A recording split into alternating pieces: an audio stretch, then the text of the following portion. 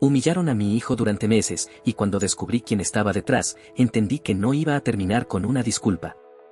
Si tuviera que ponerle un nombre a todo lo que pasó, sería el momento en que entendí lo fácil que es no ver lo que tienes enfrente, cuando no quieres verlo. Mi hijo siempre fue callado. No tímido, no retraído, simplemente selectivo. Le gustaba observar antes de hablar, medir a las personas. Yo solía bromear con que tenía más criterio que muchos adultos. Y durante años, eso fue cierto. Hasta que dejó de serlo. Al principio fueron detalles pequeños. Cosas que, si las cuentas en voz alta, suenan insignificantes. No tengo hambre cuando claramente sí la tenía. Una camisa que antes le gustaba, ahora siempre quedaba al fondo del cajón. Silencios más largos de lo normal, respuestas cortadas, como si cada palabra le costara. Pero en ese momento todavía no entendía lo que realmente estaba ocurriendo. Pensé que era una etapa. Adolescencia, cambios, lo típico que todos dicen. Incluso cuando lo veía llegar del colegio con los hombros caídos, con esa mirada fija en el suelo como si evitara algo invisible, me convencí de que era parte del proceso. Supongo que es más fácil creer eso que aceptar lo otro. Yo trabajaba mucho. Horas largas, días que se mezclaban unos con otros. Lo hacía por él. Para que no le faltara nada. Para que tuviera oportunidades que yo nunca tuve. Y quizá por eso mismo, me costaba aceptar que algo no estaba bien. Porque si algo estaba mal, entonces yo no estaba viendo lo más importante. Un día, mientras ordenaba su ropa, encontré una camiseta arrugada en el fondo del cesto. Tenía una mancha oscura en la manga. Pensé que era tierra o pintura. Pero al tocarla, estaba rígida. Sangre. No era mucha, pero suficiente para que algo dentro de mí se tensara. Cuando le pregunté, dijo que se había caído. Lo dijo rápido, sin mirarme, como quien repite una excusa que ya ensayó. Y ahí fue cuando algo no encajó. Porque mi hijo nunca mentía. O al menos, no así. Pero decidí no decir nada, todavía. Los días siguientes empecé a observar. No de forma obvia. No quería que se cerrara más. Solo, presté atención. A cómo evitaba hablar del colegio. A cómo se encogía ligeramente cuando sonaba una notificación en su celular. A cómo dejaba de comer apenas sonaba su alarma de la mañana. Y ahí fue cuando todo empezó a tener sentido, aunque todavía no tenía pruebas. Una noche, escuché un ruido en su habitación. No era fuerte. Más bien, contenido. Como si alguien intentara no hacer ruido mientras lo hacía. Me acerqué sin encender la luz. Y lo escuché. Llorar. No era un llanto abierto. Era de esos que se ahogan en la garganta, que se contienen para que nadie los escuche. Pero lo suficientemente claros para que un padre los reconozca. Sentí algo que no puedo describir del todo. No era solo tristeza. Era una mezcla de rabia, culpa, impotencia. Como si algo dentro de mí empezara a romperse muy despacio. Pero lo peor aún no había pasado. Al día siguiente, decidí hablar con él de nuevo. Esta vez con más calma. Sin presionarlo. Le dije que podía confiar en mí. Que pasara lo que pasara, yo estaba de su lado. Me miró. Y por un segundo, vi algo que no le había visto nunca. Miedo. No a lo que le estaba pasando, sino a decirlo. Eso fue lo que realmente me heló. Porque en ese momento entendí que no era algo aislado. No era una caída, ni un mal día. Era algo constante. Algo que lo estaba desgastando poco a poco. Algo que alguien estaba haciendo, de forma repetida. Esa noche, cuando se quedó dormido, tomé su celular. Dudé. Mucho. Pero había una línea que ya se había cruzado. Y cuando vi los mensajes, entendí que todo lo que había imaginado se quedaba corto. No era solo un grupo. No eran solo burlas. Era alguien en específico. Alguien que lideraba todo. Que lo exponía, que lo ridiculizaba, que hacía que otros lo siguieran. Alguien que disfrutaba hacerlo. Y cuando reconocí el nombre, sentí que algo dentro de mí se apagaba. Porque no era un desconocido. Era alguien en quien yo había confiado. Lo que hice después, no fue inmediato. No grité, no confronté a nadie. No todavía. Porque entendí algo en ese momento. Esto no se iba a resolver con una conversación. Y lo que decidí hacer, empezó esa misma noche, en silencio. Pero esa parte, cambia todo lo que vino después. Si quieres saber cómo empezó realmente la caída de esa persona, sígueme y dale like, porque lo que hice después no fue lo que nadie esperaba. Hay un momento exacto en el que el dolor deja de ser dolor y se convierte en otra cosa. En mi caso, fue la tercera vez que leí esos mensajes. La primera fue shock. La segunda, rabia. La tercera, claridad.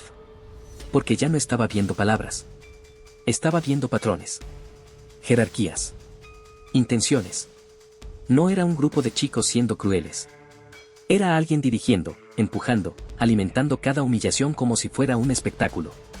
Y lo peor, es que sabía exactamente por qué lo hacía. Fue en ese momento cuando dejé de sentir esa urgencia de proteger y empecé a pensar en algo más. Equilibrio. No le dije nada a mi hijo. No lo enfrenté con discursos, no intenté sacar confesiones. Solo estuve ahí. Más presente. Más atento. Como si nada estuviera pasando. Pero por dentro, ya había tomado una decisión.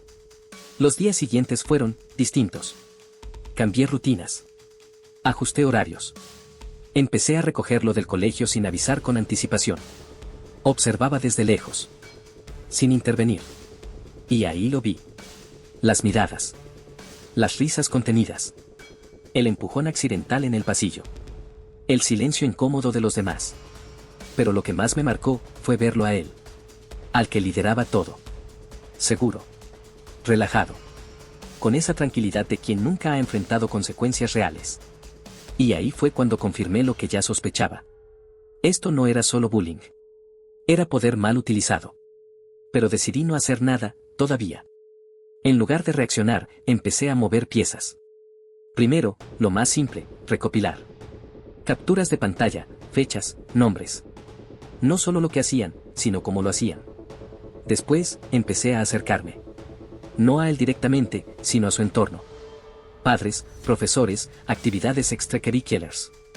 Todo bajo una excusa distinta. Una conversación casual aquí, una pregunta inocente allá. Y poco a poco, el mapa empezó a formarse. No era solo un chico. Era el hijo de alguien importante en la institución. Alguien respetado. Intocable, en apariencia. Eso explicaba muchas cosas.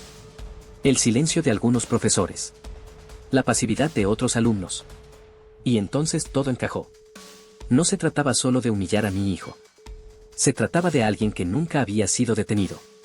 Pero lo que descubrí después, me dio exactamente lo que necesitaba. El padre. Un hombre obsesionado con la imagen. Con la reputación. Con mantener una fachada impecable. Todo lo que su hijo hacía, lo reflejaba a él. Y ahí fue cuando todo cambió. Porque ya no estaba pensando en confrontar al chico. Estaba pensando en donde realmente dolía. Lo que hice después fue sutil. Tan sutil que nadie lo notó al principio. Empecé a dejar pequeñas grietas. Un comentario aquí. Una evidencia filtrada allá. Nunca directamente. Siempre en el lugar correcto, con la persona adecuada. Lo suficiente para generar dudas, no conclusiones. Mientras tanto, mi hijo empezó a notar algo. No sabía qué era, pero el ambiente estaba cambiando. Las risas eran menos seguras. Las miradas más nerviosas. Como si algo invisible estuviera moviéndose debajo de la superficie. Y lo estaba. Porque cada acción tenía un propósito. Cada silencio, también. No se trataba de exponer todo de golpe. Se trataba de que ellos mismos empezaran a sentirlo. La incomodidad. La presión. La posibilidad de ser vistos como realmente eran. Y cuando finalmente llegó el momento, nadie estaba preparado. Ni él. Ni su padre. Ni siquiera los que pensaban que nunca iba a pasar nada. Porque lo que hice esa última semana, no fue un accidente. Fue la pieza que cerraba todo. Pero esa parte, es donde todo se rompe de verdad. Si quieres ver cómo cayó todo lo que creían intocable, sígueme y dale like, porque lo que pasó después no dejó a nadie igual. Hay momentos en los que todo parece mantenerse en pie, hasta que una sola pieza cae y arrastra todo lo demás. Esa última semana fue exactamente eso. El colegio organizó una reunión general con padres. Nada fuera de lo común. De hecho, eso era lo que hacía todo más perfecto. Nadie sospechaba que algo iba a romperse ahí. Yo ya había preparado todo. No improvisé nada. Cada conversación previa, cada evidencia guardada, cada duda sembrada, tenía un solo objetivo, que cuando la verdad saliera, no pudiera ser ignorada ni minimizada. Porque no iba a ser una acusación. Iba a ser una exposición. Ese día, el ambiente era el de siempre. Sonrisas, saludos, comentarios vacíos. Él estaba ahí, junto a su padre. Tranquilos.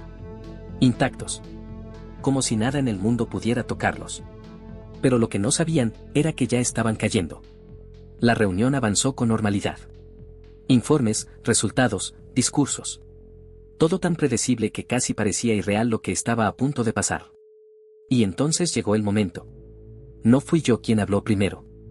Fue otra madre. Luego otro padre. Y después, uno más. Porque lo que había hecho no fue solo reunir pruebas. Fue asegurarme de que no fueran solo mis palabras.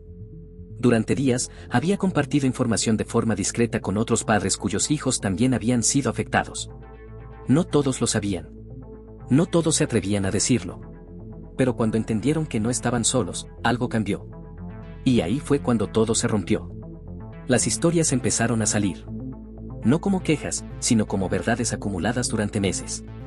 Comentarios, burlas, humillaciones constantes, todas con el mismo origen.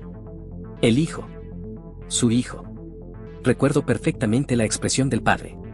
Al principio, confusión. Luego incomodidad. Después, negación. Intentó controlarlo. Minimizarlo.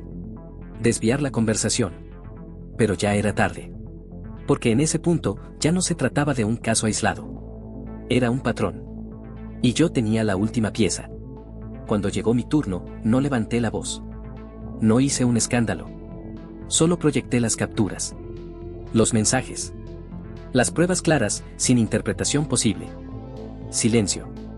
Ese tipo de silencio que pesa. Que incomoda. Que obliga a todos a mirar lo que antes ignoraban. El chico bajó la mirada por primera vez. El padre no supo qué decir. Y ahí entendí algo. No era el escándalo lo que los destruía. Era la verdad en el lugar correcto. Las consecuencias no tardaron. El colegio abrió una investigación formal. El chico fue suspendido de inmediato. Los padres, obligados a enfrentar algo que siempre habían ignorado. La reputación del padre empezó a agrietarse justo donde más le importaba. Pero lo más importante no fue eso. Fue mi hijo. Los días siguientes fueron distintos. No mágicos. No perfectos. Pero distintos. Volvió a comer con normalidad. Empezó a hablar más. A veces poco, a veces mucho, pero ya no en silencio. Una noche, mientras cenábamos, me miró y dijo algo que no voy a olvidar. Pensé que nadie iba a hacer nada. No supe qué responder en ese momento. Porque la verdad es que yo también lo había pensado por un tiempo. Pero lo que él no sabía era el último detalle. El giro que lo cambiaba todo. Yo ya sospechaba de ese chico desde antes. Meses antes de encontrar los mensajes. Había visto pequeñas señales. Comentarios fuera de lugar. Actitudes que no encajaban. Y aunque no tenía pruebas, empecé a observar. A prepararme. A estar listo. Porque en el fondo, ya intuía que algo iba a pasar. Y cuando finalmente ocurrió, yo ya no estaba reaccionando. Estaba ejecutando. Con el tiempo entendí que todo esto no se trataba solo de proteger a mi hijo, sino de en qué tipo de padre estaba dispuesto a convertirme. Antes, pensaba que proveer era suficiente. Que trabajar duro era lo más importante.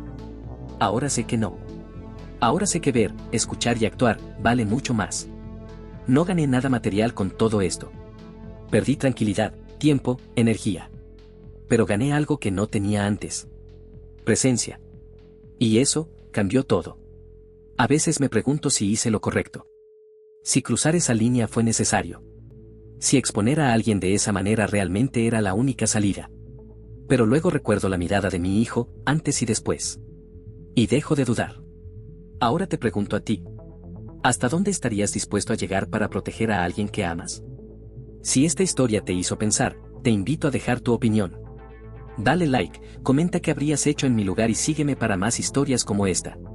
Suscríbete y dale compartir para más historias.